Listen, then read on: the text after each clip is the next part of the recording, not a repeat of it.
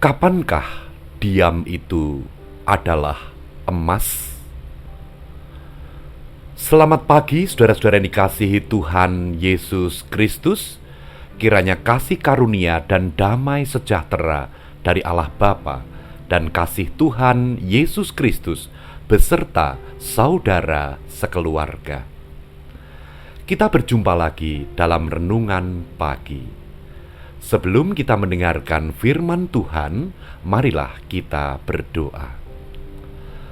Allah Bapa yang Maha Kasih, kami menyebut namamu di pagi hari ini, karena Engkaulah penolong kami. Engkaulah pelindung kehidupan kami. Pagi ini membuktikan besarnya kasih-Mu. Bapa, sebelum kami menjalani hari ini, kiranya Tuhan isi hati kami dengan kebenaran firman-Mu, agar menjadi kemantapan, agar menjadi pegangan di dalam kehidupan kami. Dalam nama Tuhan Yesus Kristus, kami berdoa. Amin. Saudara-saudara, saya akan membaca dari Mazmur pasal 37. Ayat yang ke-7. Di sana dikatakan demikian: berdiam dirilah di hadapan Tuhan dan nantikanlah Dia.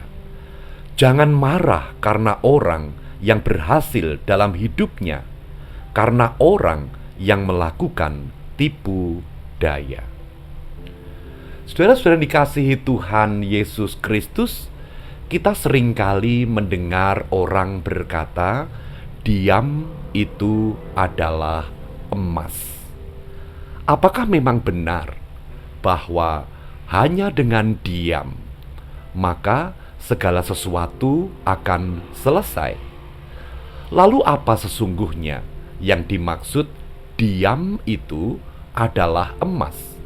Atau kapankah diam itu menjadi hal yang berguna di dalam kehidupan kita? Saudara dikasihi Tuhan Yesus Kristus, pemazmur di dalam ayat ini berkata, berdiam dirilah di hadapan Tuhan dan nantikanlah Dia. Artinya, oleh pemazmur kita dinasehati untuk berdiam diri di hadapan Tuhan sambil menantikan pertolongannya. Oh, berarti yang dimaksud di sini adalah diam yang berguna adalah diam ketika kita menghadapi hal-hal yang sudah berada di luar kemampuan kita. Dan juga diam terhadap hal-hal yang tidak berguna untuk kita beri respon berupa kata-kata. Nah, saudara dikasihi Tuhan Yesus Kristus, seringkali di dalam kehidupan ini kita terlalu responsif. Sedikit-sedikit kita komentari, sedikit-sedikit kita tanggapi, sedikit-sedikit kita pikirkan, sehingga saudara-saudara, kita tidak dapat tenang. Kita tidak dapat memberi kesempatan kepada Tuhan untuk berkarya di dalam kehidupan kita.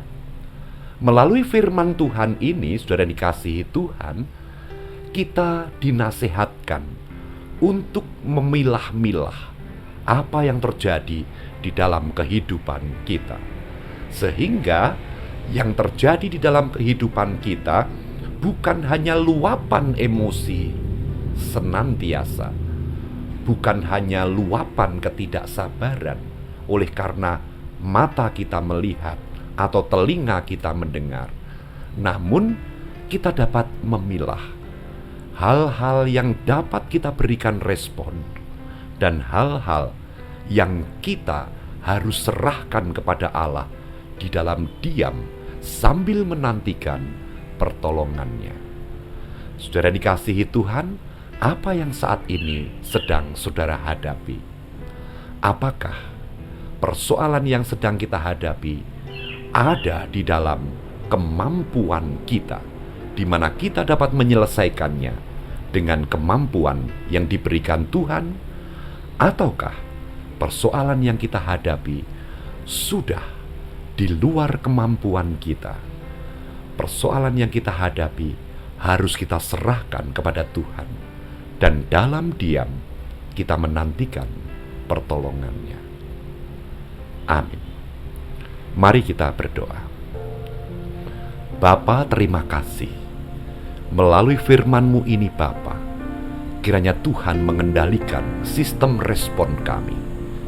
Tidak semua hal harus kami tanggapi. Oleh karena Tuhan memberi bagian kepada kami, mana yang dapat kami kerjakan, dan mana yang harus kami serahkan di dalam diam, karena ketidakmampuan kami, seraya menantikan pertolongan-Mu.